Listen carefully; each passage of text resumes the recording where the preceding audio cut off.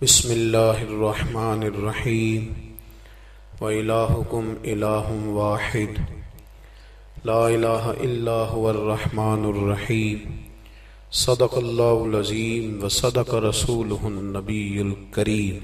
درود پاک پڑھیے۔ صلاۃ و سلام علیک یا رسول اللہ وعلی آلک واصحابک یا سیدی یا حبیب اللہ، الصلاۃ والسلام علیک یا سیدی یا نبی اللہ وعلی آلک واصحابک یا سیدی یا خاتم النبیین۔ تمام تعریفیں، حمد و ثنا اللہ تبارک و تعالی کے لیے، درود و سلام نبی اکرم نور مجسم شفیع معظم احمد مجتبی جناب حضرت محمد مصطفیٰ صلی اللہ تعالی علیہ وسلم کی ذات والا صفات کے لیے حمد و صلات کے بعد درس قرآن و حدیث کے عنوان سے اس بزم نور کا انعقاد ہے۔ آپ کو انتظار کرنا پڑا، ہم کچھ رستہ بھول گئے تھے، یوں سمجھ لیں کہ آپ انتظار کرتے رہے اور ہم مجاہدہ کرتے رہے، مجاہدہ کر کے آپ تک پہنچے۔ اللہ آپ کو بہترین صلہ عطا فرمایا۔ قرآن مجید میں اللہ کریم نے ارشاد فرمایا ہے کہ وَإِلَٰهُكُمْ إِلَٰهٌ وَاحِدٌ، فرمایا تمہارا معبود ایک ہی معبود ہے، لا الہ الا، اس کے سوا کوئی عبادت کے لائق نہیں ہے۔ هو الرحمن الرحیم، بڑا مہربان ہے، نہایت رحم کرنے والا۔ اللہ وحدہ لا شریک ہے، اللہ کی ذات میں، اللہ کی صفات میں کوئی اس کا شریک نہیں ہے۔ وہی وحدت الوجود، وہی واجب الوجود ہے، اسی کا وجود ضروری ہے۔ ایک ہوتا ہے شرک اکبر، اللہ کی ذات و صفات میں کسی کو شریک ٹھہرانا، اور ایک ہوتا ہے شریک اصغر، ریاکاری کرنا، دکھلاوا کرنا۔ دونوں ہی بڑے سخت ناپسندیدہ ہیں۔ اگرچہ شرک اصغر معاف کر دیا جائے گا، اس کی اصلاح ممکن ہے۔ ہمارے ہاں الحمدللہ امت مسلمہ میں شرک اکبر تو نہیں ہوتا، لیکن شرک اصغر کی بیماری بہت زیادہ ہے۔ دکھلاوا کرنا، ریاکاری کرنا، تصنع کرنا، بناوٹ کرنا، اپنے اعمال کو پیش کرنا، یہ ایک بڑا خوفناک منظر ہے۔ آپ غور فرمائیں کہ جس آدمی کے گھر میں 20 لاکھ روپیہ کیش پڑا ہو، وہ کبھی آ کے نہیں بتاتا کہ گھر میں پیسے پڑے ہوئے، کہ بتاتا ہے؟ اور جس کے گھر میں 10 تولے سونا پڑا ہوا ہو، وہ کبھی آ کے نہیں بتاتا کہ گھر میں پڑا ہے۔ لیکن جو سویرے تہجد کے وقت اٹھ جائے، وہ سارے محلے کو بتاتا ہے کہ میں اٹھ گیا تھا اور میں نے پڑھی ہے۔ 20 لاکھ روپیہ جو کیش گھر میں پڑا ہے وہ نہیں بتایا، لیکن جو 10,000 روپیہ مسجد میں دے دیا وہ سارے علاقے کو بتایا، حالانکہ وہ بڑی قیمتی نیکی تھی، وہ چھپانے والی تھی، لیکن اس کا اظہار کرنا، اس کو بتلانا۔ حضرت عمر فاروق رضی اللہ تعالیٰ عنہ فرماتے ہیں کہ میں اللہ کے پیارے محبوب صلی اللہ علیہ وسلم کی قبر اطہر کی زیارت کے لیے حاضر ہوا تو حضور کے مزار کے پاس بیٹھ کر حضرت معاذ ابن جبل رضی اللہ تعالیٰ عنہ رو رہے تھے۔ میں نے انہیں دیکھ کے کہا کہ کیوں رو رہے ہو؟ کہنے لگے نبی پاک علیہ السلام کی 2 حدیثیں ہیں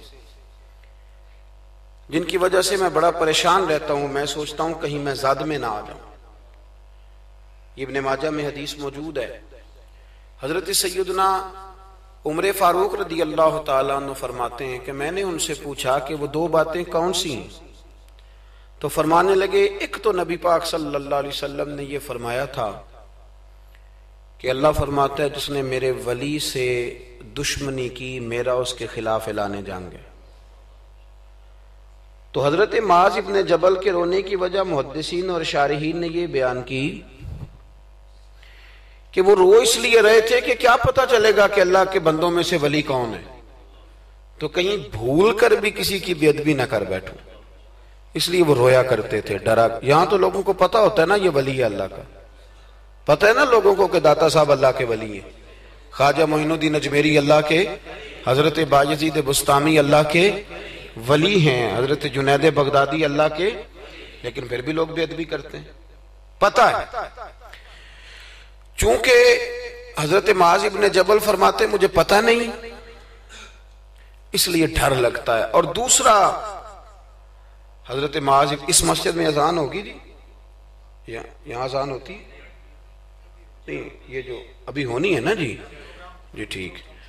تو حضرت معاذ ابن جبل رضی اللہ تعالیٰ عنہ فرماتے ہیں دوسری یہ بات کہ نبی کریم صلی اللہ تعالیٰ علیہ وآلہ وسلم نے ارشاد فرمایا کہ تھوڑی سی ریاکاری بھی شرک ہے.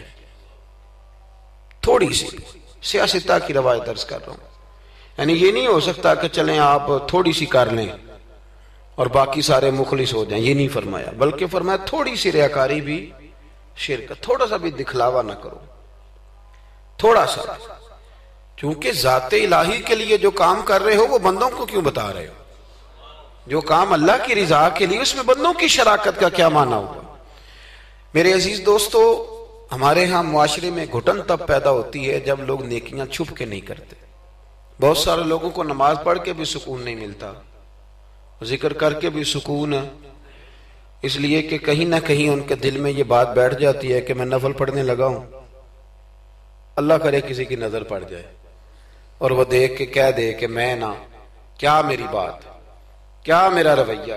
حضرت جنید بغدادی رحمت اللہ علیہ فرماتے ہیں کہ ایک شخص تھا میرے زمانے میں جس نے نیک بننے کے لیے نماز شروع کی اور بڑی پکی نمازیں پڑھتا تھا، لیکن جدھر سے گزرتا تھا لوگ کہتے تھے وہ دیکھو ریاکار جا رہا ہے، کیونکہ جس مقصد کے لیے کام کرتا تھا وہ عیاں ہو گیا. میرے پاس ایک دن آیا، کہنے لگا حضور نیک نامی کے لیے عبادت شروع کی تھی، الٹا بدنام ہو گیا ہوں. آپ فرماتے میں نے اسے کہا تو لوگوں کی طرف سے امید اتار کیوں نہیں دیتا کہ لوگ تیری تعریف کریں گے؟ تو ایک ہفتہ اس لیے پڑھ کے میرا اللہ دیکھ لے اور اللہ کے رسول دیکھ لے، اس لیے پڑھ لے ایک ہفتہ، پھر اس کے بعد مجھے بتانا. وہ شخص کہتا ہے ابھی پورا ہفتہ نہیں ہوا تھا کہ میرے پورے علاقے نے میری عزت کر دی شروع کر دی. اخلاص بڑا ضروری ہے. آپ یقین کریں اب تو یہ جو ہمارا مذہبی ماحول ہے نا، اس کے اندر بھی آپ کبھی اشتہار پڑھیں تو ایک صدارت ہوتی ہے، ایک سرپرستی ہوتی ہے، ایک نگرانی ہوتی ہے، ایک خصوصی تعاون ہوتا ہے، ایک مہمان خصوصی ہوتا ہے، ایک فلانے صاحب ہوتے ہیں، ایک فلانے صاحب ہوتے ہیں.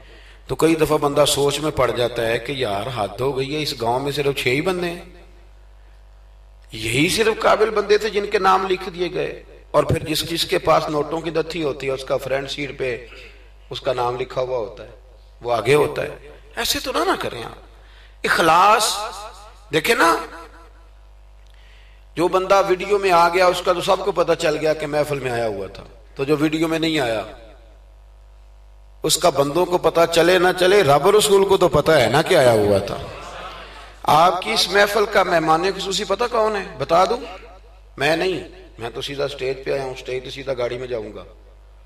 اس محفل کا مہمان خصوصی وہ ہے جس نے یہاں جھاڑو دیا مسجد میں، جس نے صفیں بچھائی ہیں، جس نے جو پیچھے بیٹھا ہے، جس نے بیچارے نے یہاں سارا دن محنت، جس نے اشتہار لگائے، وہ مہمان خصوصی جس نے محنت کی. باقی تو آئے لوگ صدارت کر کے گزر گئے. اخلاص والا عمل زندہ رہتا ہے. اور اگر آپ ناراض نہ ہوں تو میں تو ریاکاری کا سادہ ترجمہ کیا کرتا ہوں، اگر آپ کہیں تو کر دوں. تسی بولے نہیں، 2-4 تے بندے بولے، رہن دینے ہیں، کوئی اور گل کر لے. کر دوں ریاکاری کا سادہ ترجمہ؟ میں ریاکار کو نہ اداکار کہتا ہوں. میں کہتا ہوں جو ریاکار ہوتا ہے یہ بنیادی طور پہ تو اداکاری لمبی چلتی کوئی نہیں، بندہ تھک جاتا ہے. اداکاری لمبی نہیں چلتی، لمبا کام اخلاص والا چلتا ہے. وہ تھوڑا ہو وہ اخلاص والا چلتا ہے. خلوص کا معاملہ کریں بھئی، کچھ کام تو ایسے کریں جو فقط اللہ اور اس کے رسول کی رضا کے لیے ہیں، اور ان کو چھپائیں کہ کوئی بندہ دیکھ نہ لے، چھپا کے رکھیں. مخلص فی الدین، اللہ کی رضا کے لیے. حضرت سیدنا عثمان غنی رضی اللہ تعالیٰ عنہ نے نا سیدہ عائشہ صدیقہ رضی اللہ تعالیٰ عنہا کو نا ایک ملازمہ دی تھی، خادمہ کا. اماں جی یہ آپ کے کام کاج کر دے گی سارے، یہ آپ کو بہت ساری جو چیزوں کی ضرورت ہوگی فراہم کریں گی، کپڑے دھویا کریں گی، جھاڑو دیں گی، روٹی پکا کے، ایک خادمہ دی، کنیز دی۔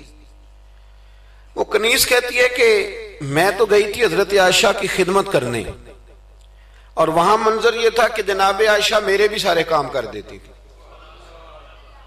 وہ روٹیاں پکانے کھڑی ہوتی تو 2 روٹیاں مجھے بھی پکا دیتی، وہ کپڑے دھونے کے لیے کھڑے ہوتی تو کہتی لا تیرا دوپٹہ میں بھی دھو دیتی ہوں۔ وہ میرے سارے ہی کام کر دیتی، لیکن جب کوئی دروازے پہ بھیک مانگنے آتا نا تو جناب عائشہ صدیقہ مجھے پیسے دے کے کہتی جاؤ اسے دے آ۔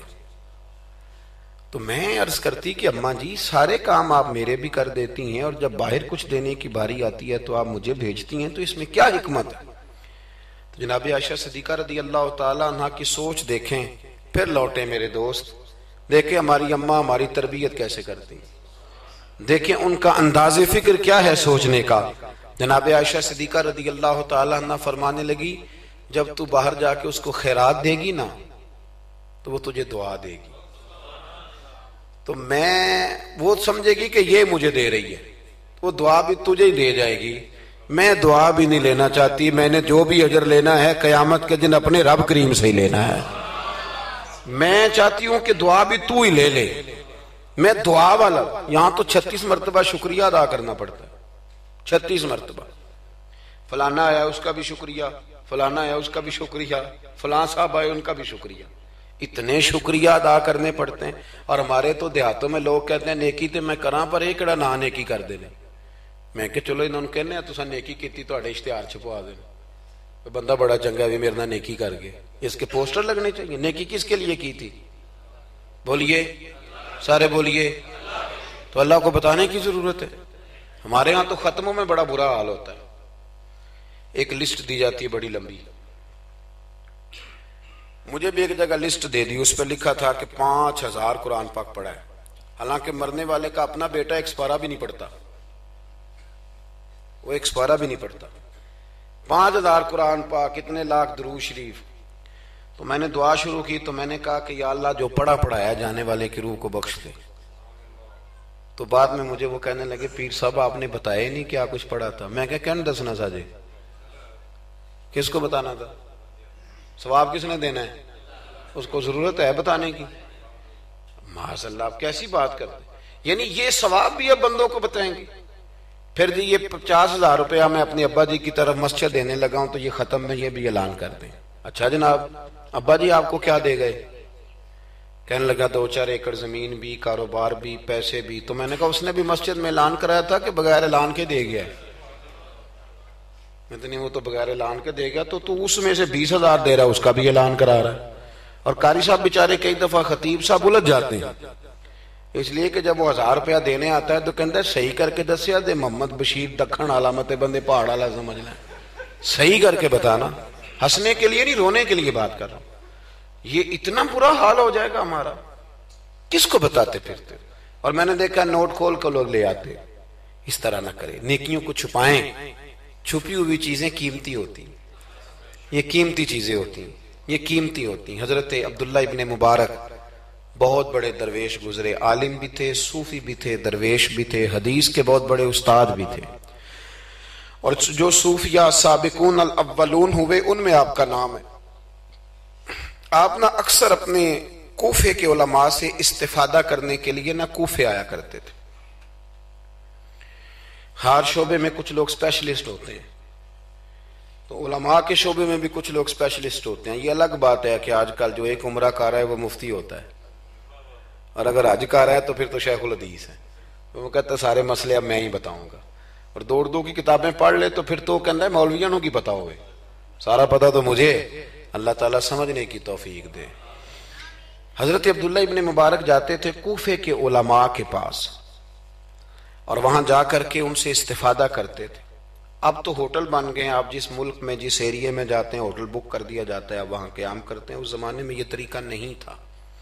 مسجدوں کے ساتھ لوگوں نے مہمان خانے بنائے ہوئے تھے، وہاں جا کے لوگ قیام کرتے تھے، کھانا پانی مسجد میں لوگوں کو پتہ چلتا تھا، مہمان آ گیا، وہاں لوگ کھانا بھیج دیتے تھے۔ حضرت عبداللہ ابن مبارک رحمت اللہ علیہ اکثر اس مہمان خانے میں کوفے جا کے رکتے۔ ایک نوجوان تھا، اس کو علماء کی خدمت کا بڑا شوق تھا، اللہ کے بندوں کی خدمت کا شوق لگ جائے تو پھر اللہ بڑی رحمت فرمایا کرتا ہے. اسے بڑا شوق تھا, وہ بڑی خدمت کرتا, آپ کے لیے کھانا لاتا, پانی لاتا, چائے لاتا, تکیہ پیش کرتا. بڑے مہینوں سالوں سے ملاقات رہی. پھر ایک دفعہ حضرت عبداللہ ابن مبارک آئے کوفے میں تو پوچھا کہ وہ نوجوان کہاں ہے. لوگوں نے عرض کی حضور وہ چھوٹا سا کاروبار کرتا تھا تو اس پہ قرضے چڑھ گئے. جن لوگوں کے پیسے دینے تھے نا وہ بڑے تگڑے لوگ تھے, انہوں نے پرچہ کٹوا دیا. کوتوال شہر سمجھ لیں کہ ایس ایچ او گرفتار کر کے لے گئے. جب تک بندہ سخاوت کر رہا ہوتا ہے تب تک نہیں لوگ پوچھتے کہاں سے آئے ہیں, اور جب بندہ کہیں الجھ جائے نا تو پھر بندے کہتے ہیں اوہو بندہ ہی ٹھیک نہیں تھا. بڑے بڑے لوگوں کو نقصان ہو جاتا ہے کاروبار میں, یہ کیا بات ہوئی. حضرت عبداللہ ابن مبارک کو پتا چلا. ویسے آج کل کا کوئی پیر ہوتا تو وہ پیر صاحب پتہ کیا کرتے ہیں, جب تک مرید جھاڑو دیتا رہے پھر تو وہ کہتے ہیں میرا منظور نظر ہے, لیکن اگر قرضے چڑھ جائیں تو کہتے ہیں اس کا ذاتی معاملہ ہے, میں ذاتی معاملات میں مداخلت نہیں کرتا. تو جب تیرے گھر میں 6 درجن کنوں لے کے آتا تھا تب ذاتی معاملہ نہیں تھا, اب ذاتی معاملہ ہو گیا ہے. اسی طرح کام لیڈر کرتے ہیں, کام کراتے رہتے ہیں سیاستدان, اور اگر بندہ الجھ جائے تو کہتے ہیں اس کا ذاتی معاملہ ہے. تو جب دفتر کھلوا رہا تھا تب ذاتی معاملہ نہیں تھا. ہمارا یہ مزاج ہے کہ ہم طبعاً انسانوں سے نفع لینا چاہتے ہیں, لالچی ہوتے جا رہے ہیں. سیدنا عبداللہ ابن مبارک رحمت اللہ تعالی علیہ نے کہا قرضہ چڑھ گیا ہے اور وہ بند ہے جیل میں. آپ گئے, جا کے کوتوال سے ایس ایچ او سے ملاقات کی. فرمایا ماجرا کیا ہے, معمہ کیا ہے. وہ کہنے لگا حضور بچہ بے قصور ہے, بیچارہ کام کرتا تھا تو اچانک نقصانات ہوئے تو ہوتے ہی گئے. انسان جب کامیاب ہوتا ہے تو مٹی کو بھی ہاتھ لگائے تو سونا ہو جاتی, اور جب ناکام ہوتا ہے تو ایسا پھسلتا ہے کہ پھر کسی جگہ اس کا ہاتھ نہیں پڑتا. وہ الجھ گیا, حضرت جی الجھتے الجھتے قرضے چڑھ گئے. اور حضرت صاحب جس پارٹی کے پیسے دینے ہیں وہ بڑی سخت ہے, وہ کہتی ہے کہ ہم نہیں چھوڑیں گے. حضرت عبداللہ ابن مبارک رحمت اللہ تعالی علیہ فرمانے لگے پیسے کتنے, کہنے لگا 50,000 دینار, آپ سمجھ لیں کہ 5 کروڑ روپیہ. تو حضرت عبداللہ ابن مبارک, توجہ ہے نا میری بات پہ, تھک تو نہیں گئے آپ لوگ. حضرت عبداللہ ابن مبارک رحمت اللہ علیہ فرمانے لگے اگر تو میری ایک شرط پوری کرے تو میں پیسے دے دیتا ہوں. میری طرف دیکھیں, کہانی تو نہیں نہ سنا رہا میں, آپ ذرا غور تو کریں کیا کہہ رہا ہوں. یعنی 50,000 دینار. فون بند کر دیتے ہیں لوگ اگر آپ کو پیسوں کی ضرورت پڑ جائے تو, لوگ فون بند کر لیتے ہیں. ویسے کہنے چودھری کو حکم ہوا تھے 10 اور جب وہ بتا دے پھر چھٹی. 50,000 دینار. حضرت عبداللہ ابن مبارک رحمت اللہ علیہ فرمانے لگے میری ایک شرط پوری کر, پیسے میں دیتا ہوں. اس نے کہا حضور 50,000 دینار ہیں. فرمایا میں نے سن لیا ہے پر میری شرط پوری کر. اس نے کہا حضور وہ کیا؟ تو آپ فرمانے لگے اس نوجوان کو بتانا نہیں اس کے پیسے کس نے دیے, پیسے میں دے دیتا ہوں. اس نے کہا حضرت جی اسے نہیں بتانا. آپ فرمانے لگے اس کے لیے نہیں دینے, میں نے اللہ کی رضا کے لیے دینے, اور جس رب کے لیے میں نے دینے ہیں اسے بتانا نہیں پڑتا, وہ تو دلوں کے حال جانتا ہے, وہ تو علیم بذات الصدور ہے, لہذا بتانا نہیں. اس کو پیسے دے دیے. نوجوان نے بڑی منت کی کوتوال کی, یار اتنے بڑے پیسے کوئی دے گیا, کوئی 10 روپے تو نہیں دینا, اس محسن کا پتہ بتا, میں تو اس کے پوتوں کی بھی نوکری کروں گا. اس نے کہا میں مجبور ہوں, مجھے حکم نہیں, میں نہیں بتا سکتا. وقت گزر گیا, کوتوال بھی کہیں تبدیل ہو گیا. وہ نوجوان کہتا ہے عبداللہ ابن مبارک بوڑھے ہو گئے, اب گھر میں رہتے ہیں, باہر نہیں آتے. زیادہ ذوف آ گیا, اب جس نے پڑھنا ہے کچھ استفادہ کرنا ہے وہ بھی گھر میں حاضر ہوتا تھا. اللہ اکبر. وہ نوجوان کہتا ہے جیسے جیسے میری عمر بڑھتی شوق بڑھتا کہ یار میرا محسن مجھے مل جائے, میں اس کے پیر ہی چوم لوں ایک دفعہ. اتنا عظیم آدمی. اس کے بعد کئی دفعہ حضرت عبداللہ ابن مبارک ملے بھی. نوجوان کہتا ہے وہ جب بھی مجھے ملتے میں انہیں کہتا بابا جی نیک تو آپ بھی بڑے ہیں پر بندہ تو وہ تھا نا جو میرے پیسے دے گیا. تو وہ فرمایا کرتے چل دعا کرنا اللہ مجھے بھی کوئی کام کرنے کی توفیق دے دے, دعا کرنا. وقت گزر گیا, 15 سال بیت گئے. ایک دن وہ کوتوال کہیں رستے میں مل گیا تو اس نوجوان نے نا سر سے پگڑی اتار کے پیروں میں رکھ دی. کہنے لگا تجھے اللہ رسول کا واسطہ, میں کہیں شکریہ ادا کرنے سے پہلے ماری نہ جاؤں, میرے محسن کا پتہ تو بتا دے, ایک دفعہ بتا وہ کون ہے. وہ کوتوال کہنے لگا تو نے قسم ہی بڑی دے دی ہے, تجھے واقعی نہیں پتا وہ کون ہے. تو نہیں جانتا؟ کہا نہیں. کہنے لگا روز تو ان کی بغل میں بیٹھا ہوتا تھا, بعد میں بھی کئی دفعہ اکٹھے دیکھا. کہا کیا مطلب؟ کہنے لگے حضرت عبداللہ ابن مبارک. وہ نوجوان کہتا ہے میں اتنا تیز دوڑا کہ پگڑی گر گئی, جوتے ٹوٹ گئے, پیروں میں زخم ہو گئے, پر میں بھاگا کہ میں شکریہ ادا کروں. میری اجرت میری محنت سے زیادہ کیوں ہے؟ میرے محسن تیرے احسان سے ڈر لگتا ہے. کہتے ہیں دوڑا گیا, لیکن قربان جاؤں جب عبداللہ ابن مبارک کے گھر کے باہر پہنچا تو رش لگا ہوا تھا. میں نے لوگوں سے پوچھا کیا ہوا, تو کہنے لگے 2 گھنٹے گزرے, عبداللہ ابن مبارک انتقال کر گئے. یہ ابھی 2 گھنٹے گزرے, ابھی بے قدراں کچھ قدر نہ جاتی, کیتی خوب تسلی ہو, دنیا دار پجاری زر دے, کتیاں دے گل ٹلی ہو, بک بک روشن اکھیاں تکیو ویکھ حویلی کلی ہو, تے کوچ نصیر اساں جدوں کیتی پہ جانی تھر تھلی ہو. دنیا جمع ہو گئی, لوگ رو رہے ہیں. وہ نوجوان کہتا ہے کہ میں اندر داخل ہوا تو سفید کفن میں نے نورانی چہرے والا بابا لیٹے ہوئے دیکھا, اور میں نے پھر اپنی داڑھی ان کے پیروں میں رکھی, اور میں نے کہا بابا آپ نے تہجدیں کتنی پڑھی آپ جانے اور آپ کا رب جانے, قرآن کتنے ختم کی آپ جانے اور اللہ جانے, کتنے لوگوں کو علم حدیث دیا آپ جانے اور آپ کا رب جانے, پر جو آپ نے میرے ساتھ کیا ہے نا, مجھے امید ہے اس ایک نیکی کی برکت سے ہی رب آپ کو جنت عطا کر دے. یارو کوئی کام کرنا بھی تو اسے دکھا لینا, اس پر اس قدر زیادہ. تشریف رکھیں جی, اللہ خوش رکھے آپ کو. میں تو خدمت تھوڑی کرانے آیا ہوں, اللہ آپ کو بہت ساری عزتوں سے نواز. میری خدمت اتنی ہے کہ آپ میری کوئی ایک بات سمجھ جائیں, اللہ آپ کو جزائے خیر دے.